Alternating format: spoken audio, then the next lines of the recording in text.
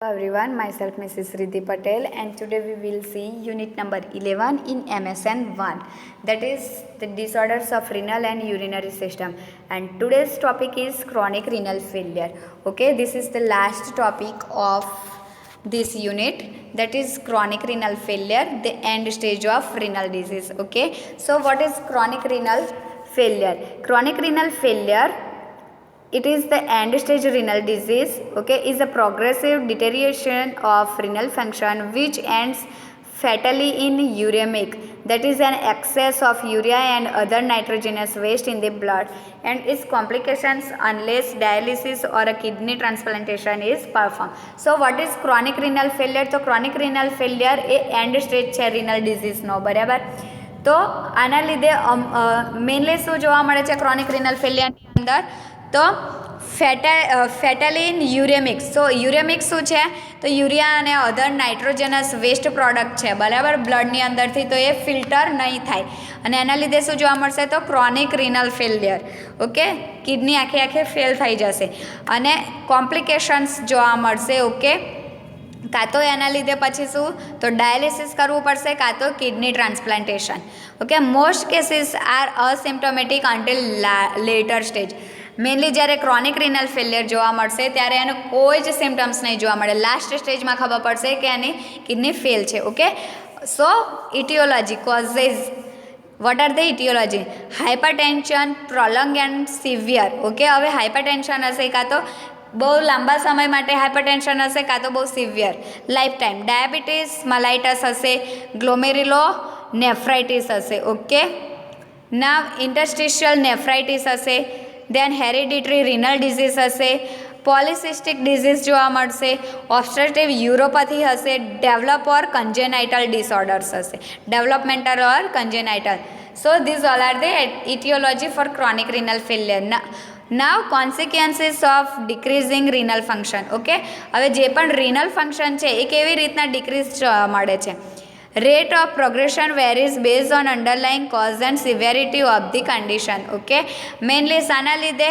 તો પ્રોગ્રેશન, જે rate of progress છે, બરાબર, તો શાના ઉપર બેઝ હોય છે? તો અંડરલાઇંગ કોઝ અને સિવિયરિટી ઉપર હોય છે. Okay, now retention of sodium and water cause oedema, heart failure and hypertension, ascites. Okay, હવે જે બ્લડ હશે એની અંદરથી જે સોડિયમ અને વોટરનું રિટેન્શન છે, બરાબર, એ પ્રોપરલી નહીં થાય. હવે જ્યારે સોડિયમ અને વોટર રિટેન્શન હશે ને ત્યારે અલ્ટિમેટલી રેનિન એન્જિયોટેન્સિન, એન્ટીજન એન્જિયોટેન્સિન એક્ટિવ થશે. ઓકે, તો એના લીધે શું જોવા મળશે? તો ઈડીમાં. ઓકે, તો આના લીધે જ્યારે retention of sodium and water હશે તો એના લીધે શું જોવા મળશે? ઈડીમાં, હાર્ટ ફેલિયર, હાઇપરટેન્શન ને ascites. Now decrease glomerular filtration rate. Okay, જે GFR રેટ છે, બરાબર, એ જો ડિક્રીઝ થશે તો એના લીધે stimulation of renin angiotensin axis and increase aldosterone secretion વધારે થશે. Okay, which resist blood pressure. Okay, this all are we have seen in the glomerulonephritis and nephrotic syndrome, right? Now, metabolic acidosis result from the kidney's inability to excrete hydrogen ions, produce ammonia and conserve bicarbonate. Okay. Now, decrease GFR cause increase in serum phosphate with reciprocal decrease in serum calcium and subsequently bone resorption of calcium. Okay. GFR જ reduce થઈ જશે તો એના લીધે શું થશે? તો જે પણ ઇલેક્ટ્રોલાઇટ ઇમ્બેલેન્સ છે એની અંદર ડિક્રીઝ જોવા મળશે. Okay, now erythropoietin production may the kidney decrease cause profound anaemia. Okay, તો કિડનીની અંદર હવે ફિલ્ટ્રેશન નહીં થાય તો એના લીધે શું થશે? તો અનેમિયા જોવા મળશે, કેમ કે ટોક્સિક પ્રોડક્ટ બ્લડની અંદર જ વધી જશે એટલા માટે. નવ યુરેમિયા અફેક્ટ્સ ધ CNS. ઓકે, હવે યુરેમિયા એટલે શું? તો યુરિન અને જે નાઇટ્રોજન્સ છે, ઓકે, એનું કોમ્બિનેશન છે. તો યુરેમિયાના લીધે શું જોવા મળશે? મેઇનલી યુરેમિયા એટલે યુરિનની અંદર યુરિન એસિડ વધી જશે. ઓકે, તો એના લીધે CNS ની અંદર અફેક્ટ્સ જોવા મળશે. Causing altered mental function, personality changes, seizures and coma. Okay, these consequences of decreasing renal functions. Okay, we have seen in all the disease condition of the urinary and renal functions. Okay, ultimately આ બધાના લીધે જ renal chronic renal failure જોવા મળે છે. Now clinical manifestation. So accordingly છે system wise. તો જીઆઈની અંદર શું જોવા મળશે? Anorexia, nausea, vomiting, hiccups, ulceration of GI tract and haemorrhage. Okay.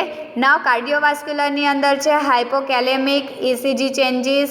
Okay. Cardiovascular જે સોડિયમ લેવલ છે એ ઓછું હશે, ઇસીજી ચેન્જીસ જોવા મળશે, હાઇપરટેન્શન, પેરિકાર્ડાઇટિસ, પેરિકાર્ડિયલ ઇફ્યુઝન, પ્લુરલ ઇફ્યુઝન જોવા મળશે.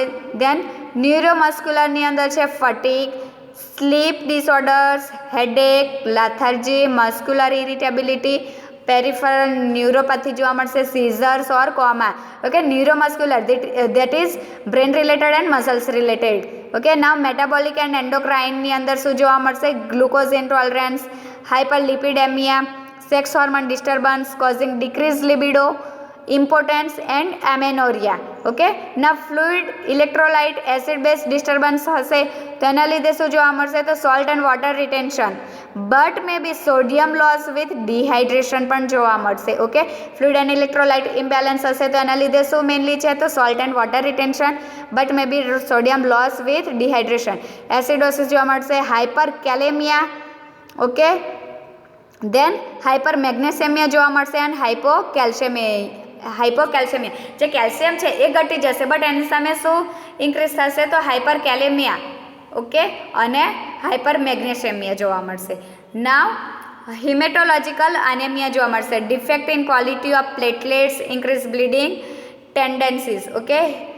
એનેમિયા જોવા મળશે અને આમાં પણ પ્લેટલેટ કાઉન્ટ ને બધું શું હશે? તો ડિફેક્ટ જોવા મળશે, ઇન્ક્રીઝ બ્લીડિંગ ટેન્ડન્સીસ જોવા મળશે. નાવ સોશિયલ ફંક્શન્સની અંદર પર્સનાલિટી એન્ડ બિહેવિયર ચેન્જીસ જોવા મળશે, કેમ કે ન્યુરોમસ્ક્યુલરની અંદર જોયું પર્સનાલિટી ચેન્જીસ અને મેન્ટલ ચેન્જીસ જોવા મળશે, એટલા માટે personality and behavioural changes, alteration in cognitive process જોવા મળશે. Okay. Now diagnostic evaluation. So what are the diagnostic evaluation? Complete blood count of anaemia, platelet count ને બ્લીડિંગ ને બધું, થ્રોમ્બોસિસ, બરાબર, પ્રોથમ્બિન ટાઈમ ને બધું ચેક કરવાનું હોય છે. Elevated serum creatinine, BUN and phosphorus. Okay. જે સીરમ ક્રિએટિનિન છે, બીયુએન છે, ફોસ્ફરસ એ બધા એલિવેટેડ જોવા મળે. હવે ડિક્રીઝની અંદર શું જોવા મળશે? તો કેલ્શિયમ ડિક્રીઝ થઈ જશે, બાયકાર્બોનેટ પ્રોટીન્સ અને સ્પેશિયલી આલ્બ્યુમિન આ બધું ડિક્રીઝ જોવા મળશે. પછી છે ABG level, low blood pH જોવા મળશે. એબીજી જ્યારે કરીશું ત્યારે આની અંદર શું જોવા મળશે? લો બ્લડ પીએચ, લો કાર્બન ડાયોક્સાઇડ અને લો બાયકાર્બોનેટ. ઓકે. તો આર્ટિરિયલ બ્લડ ગેસ આ ત્રણનું જ ફ્યુઝન છે. ઓકે. કાર્બન ડાયોક્સાઇડ છે, બાયકાર્બોનેટ અને pH. Now 24 hours urine for creatinine and protein. 24 hourly શું ચેક કરવાનું? તો ક્રિએટિનિન અને પ્રોટીન ચેક કરવાનું છે. એ સિવાય ઈડીમાં છે કે નહીં એ બધું જોવાનું છે. Now we can see this by the physical examination. Okay. Now management. So what are the management? Main goal of the management is conservation of renal function as long as possible. Okay. હવે નાવ chronic renal failure છે એટલે almost એનો function તો એટલું સારું નહીં હોય but try કરવાનો છે કે જેમ બને એમ કિડની એનું ફંક્શન જેટલે સુધી ખેંચાય ત્યાં સુધી કરી શકીએ. So how we can manage detection and treatment of reversible causes of renal failure, that is bring diabetes under control, treat hypertension. Okay. now pre-existing renal function હોય છે. ઓકે.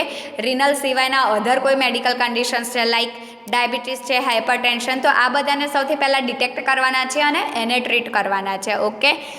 ડાયટરી રેગ્યુલેશન, લો protein diet. હવે ડાયટની અંદર કેવું diet આપવાનું છે? તો લો protein diet આપવાનું છે, લો સોલ્ટ ડાયટ આપવાનું છે in case of patient is having hypertension. Okay. With essential amino acids. હવે જે લો પ્રોટીન ડાયટ છે એની સાથે બીજું શું આપવાનું છે? અસેન્શિયલ અમાઇનો એસિડ્સ ઓર દેર કીટોએનાલોગસ ટુ મિનિમાઇઝ યુરેમિક ટોક્સિસિટી. ઓકે. યુરેમિયા જોવા મળે છે ખાસ કરીને, તો એને મિનિમાઇઝ કરવા માટે અમાઇનો એસિડ્સ આપવાનું છે. Okay. And to prevent wasting and malnutrition. Okay. Now treatment of associated conditions to improve renal dynamics. Anaemia, recombined human erythropoietin and synthetic hormone. Okay. હવે સપોઝ ઇન કેસ ઓફ હવે જ્યારે chronic renal failure હશે ને ત્યારે એ અધર ઓર્ગનને પણ અસેસરી જે associate organ છે એને પણ ફેલ કરશે. ઓકે. એની અંદર પણ ઇન્ફેક્શન સ્પ્રેડ કરશે લાઈક લીવર છે. ઓકે. તો લીવરવાળું પેશન્ટની અંદર શું હશે? તો એજી ઓકે અબ્ડોમિનલ ગર્થ ઇન્ક્રીઝ થઈ જશે, મે બી અસાઇટિસ પણ જોવા મળશે. હવે આવા પેશન્ટની અંદર બીજું શું તો ઈડીમાં સિવિયર ઈડીમાં જોવા મળશે. ઓકે અનેમિયા પણ ઓછું હશે. ઓકે એટલે બ્લડ ટ્રાન્સમિશન પણ કરી શકીએ છીએ. એસિડોસિસ રિપ્લેસમેન્ટ કરવાનું છે. ઓકે એસિડોસિસ જોવા મળશે તો એનું રિપ્લેસમેન્ટ કરવાનું. તો how bicarbonate stores by infusion or oral administration of sodium bicarbonate. Okay by infusion or orally પણ આપી શકીએ છીએ. હવે ફોસ્ફેટ રિટેન્શન હશે તો એના માટે શું કરવાનું છે તો decrease dietary phosphate. Okay like chicken છે, મિલ્ક છે, ઓકે લેજિયમ્સ છે, કાર્બોહાઈડ્રેટ બેવરેજીસ છે, એ બધાની અંદરથી ડિક્રીઝ કરવાની છે ડાયટરી પેટર્ન. હવે administer phosphate binding agents because they bind phosphorus in the intestinal tract. Okay, maintenance dialysis or kidney transplantation when symptoms can no longer be controlled with conservative management. Okay, આ બધી treatment આપવા છતાં જો એના symptoms ઓછા નથી થતા તો પછી patient May have go for the dialysis or the kidney transplantation. Okay so now the nursing management. So what is the nursing management? Obtain history of chronic disorders and underlying health status. Okay, other conditions like diabetes છે, okay અનેમિક છે, patient hypertension છે કે નહીં એના માટેની history લેવાની છે. Physical examination assess degree of renal impairment and involvement of other body systems by obtaining a review of systemic and reviewing laboratory results. Okay જ્યારે લેબોરેટરી રિઝલ્ટ્સ કરીશું, ફિઝિકલ એક્ઝામિનેશન કરીશું, પેશન્ટ પાસેથી હિસ્ટ્રી લઈશું ત્યારે ultimately આપણને એ તો સમજાઈ જ જશે કે એ લોકોને અધર ડિઝીઝ કન્ડિશનના લીધે રિનલ ઇમ્પેરમેન્ટ છે કે નહીં. Perform through physical examination including vital signs ખાસ ચેક કરવાનું, cardiovascular, pulmonary, GI, neurologic, dermatological and musculoskeletal systems આ બધા માટે શું તો ફિઝિકલ એક્ઝામિનેશન કરવાનું છે. Assess psychological response to disease process including availability of resources and support network. Okay other than that what we have to do mainly જે diet હોય છે એના માટે ખાસ કહેવાનું છે પેશન્ટને કે આ રીતનું જ ડાયટ ફોલો કરવાનું છે. ઓકે દેન જો પેશન્ટને ડાયાલિસિસ માટે રેડી કરવાનો હોય તો સાયકોલોજિકલ સપોર્ટ આપવાનો છે. એ સિવાય કિડની ટ્રાન્સપ્લાન્ટેશન માટે જવાના હોય તો પણ આપણે સપોર્ટ આપવાનો છે. ઓકે મેઇનલી સાઇટ્રિક ફ્લુઇડ જે હશે લાઈક પાઇનેપલ છે, ઓકે ઓરેન્જ જ્યુસ છે, એ બધું પ્રોહિબિટ કરવાનું છે. ઓકે કેમ કે એના લીધે જલ્દીથી થતું. નાવ અસાઇટિસ હશે તો એની ટ્રીટમેન્ટ આપવાની છે. ઈડીમાં હશે તો મેગ્નેશિયમ સલ્ફેટનો ડ્રેસિંગ કરવાનું છે. ઓકે ઈડીમાને ડિક્રીઝ કરવા માટે. સેકન્ડલી છે જો હાઇપરટેન્શન હશે તો જે પણ મેડિસિન ચાલતી હશે તો હાઇપરટેન્શનને કંટ્રોલ કરવાનું છે. ડાયાબિટીસ હશે તો ડાયાબિટીસમાં છે ઇન્સ્યુલિન આપવાનું છે. ઓકે એ સિવાય ઇન્ફ્યુઝનથી જે પણ મેડિસિન આપવાની છે આઈવીથી એ ઇન્ફ્યુઝન આઈવી અથવા ઓરલી પણ આપવાની છે. મેઇનલી પેશન્ટ જો લેથાર્જી ફીલ કરતું હશે તો કોન્સ્ટન્ટલી એની સાથે વાતચીત કરવાનો ટ્રાય કરવાનો છે. Okay so today I am going to finish this session. If you have any doubt you can contact me. Bye bye, have a nice day.